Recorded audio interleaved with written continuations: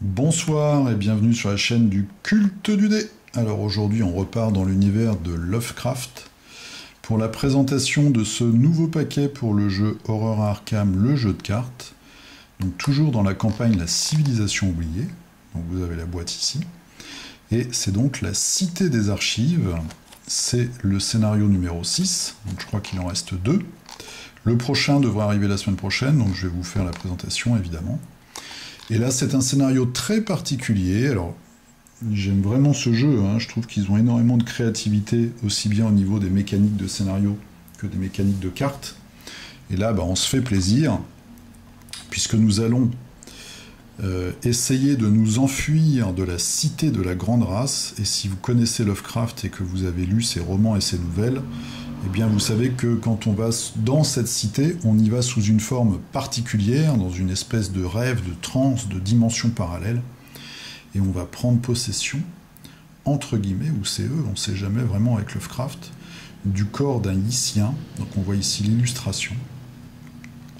Et donc une mécanique très particulière, puisque vous allez remplacer votre carte d'investigateur habituelle par cette carte, donc le corps de Yissien.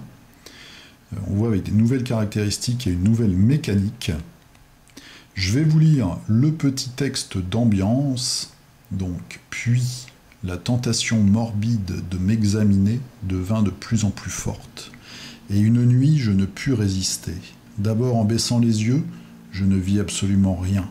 Je compris bientôt pourquoi. Ma tête se trouvait au bout d'un cou flexible d'une longueur démesurée.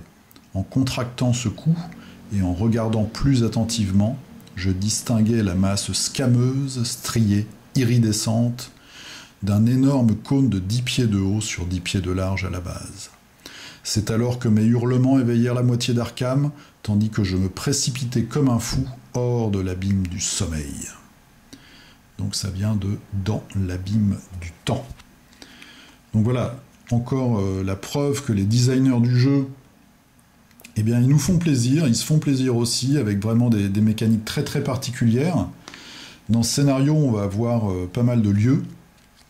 La dernière fois, je m'étais trompé sur le nom du paquet, mais pas vraiment, puisque l'illustration qui fait la couverture, eh bien, c'est en effet la grande bibliothèque de cette cité de la Grande Race.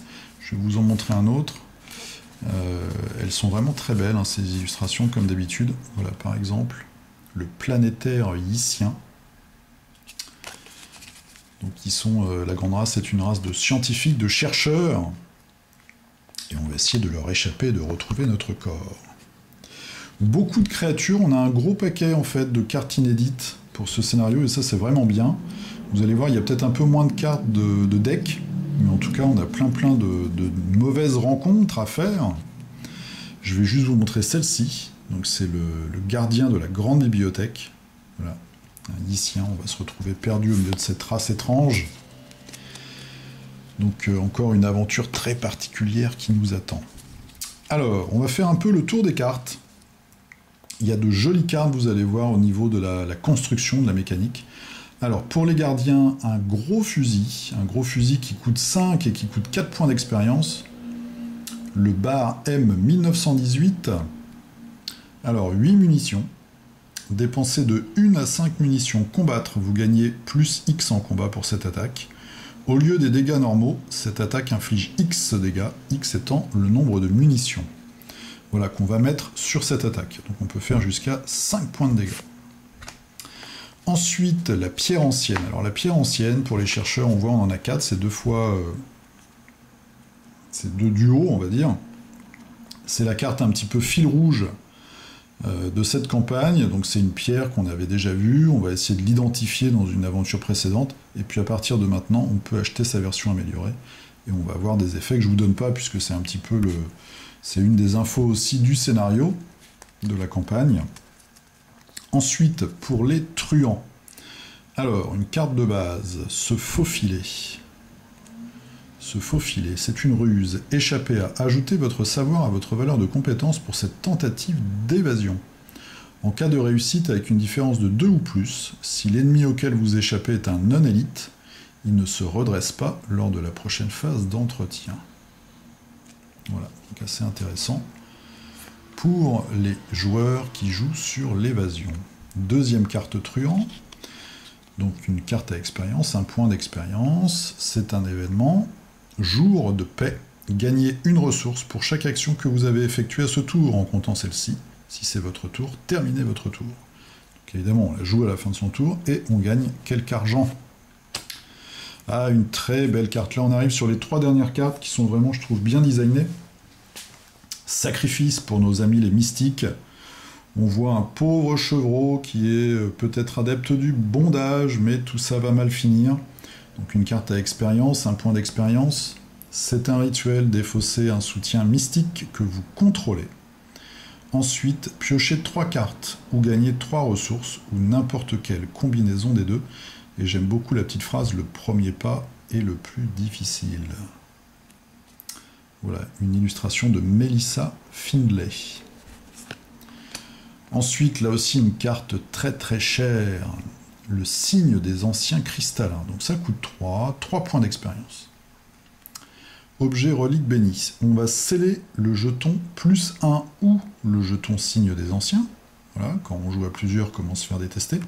Notez que c'est un petit bijou qu'on porte. Mais on gagne +1 à toutes ses caractéristiques. Voilà, il n'a pas de prix dans tous les sens du terme.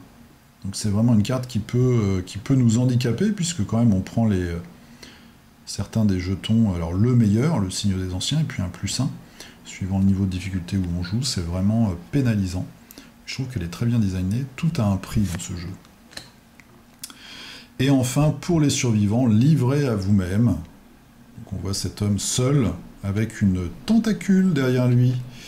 Alors, 2, c'est un soutien, ça coûte 3 d'expérience. Livrez à vous-même. Limite de 1 par investigateur. Défaussez, livrez à vous-même si vous contrôlez un soutien qui occupe un emplacement d'allié. Voilà, donc ça fonctionne que si on est vraiment tout seul. Quand vous jouez un événement survivant, inclinez, livrez à vous-même et réduisez de 2 le coût de cet événement.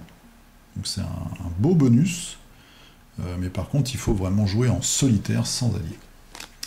Voilà, vous voyez, c'est assez rapide, hein, on a un petit paquet de cartes de deck. Bon, faut dire qu'on en a tellement depuis le début du jeu. Je trouve ça bien qu'on ait beaucoup de cartes de scénario et un petit peu moins de cartes de deck. En tout cas, il y en a quelques-unes qui sont vraiment bien designées. Là, les 3 dernières, je trouve qu'elles ont vraiment un peu d'âme, on va dire, donc c'est vraiment sympa pour le jeu. Voilà, c'était la courte présentation de la Cité des Archives. Je ne sais pas où nous allons aller pour le prochain scénario, mais je vous montrerai ça sûrement la semaine prochaine. Pour les prochaines vidéos de la chaîne, eh bien, je vais vous présenter bientôt un nouveau jeu d'escarmouche avec des cow-boys. Et puis, nous ferons peut-être aussi un petit peu de bricolage, puisque j'ai acheté de quoi me faire des moules, notamment pour les socles de Kingdom Death. Les socles de Kingdom Death, ils arrivent en 2 parties pour certains, avec des visages. Mais il n'y en a pas assez pour faire tous les bonhommes, donc j'ai décidé de me faire des moules. Voilà, je vous dis à très bientôt, jouez bien, portez-vous bien, à plus, salut!